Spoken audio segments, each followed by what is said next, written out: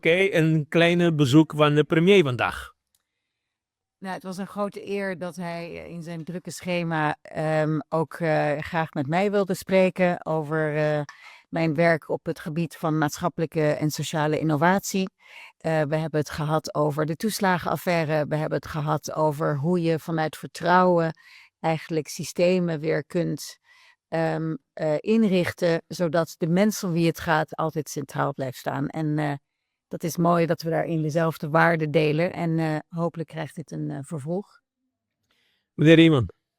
We zijn altijd onder indruk van de toewijding van prinses Laurentien aan vooral de meest kwetsbaren in de samenleving. We zien haar dat doen in Nederland, maar we hebben dat ook zien doen op Aruba met verschillende initiatieven. En dat brengt ons natuurlijk samen, omdat wij binnen het Koninkrijk zoeken naar guiding lights voor onze gemeenschappen. En prinses Laurentien is een guiding light. Thank you.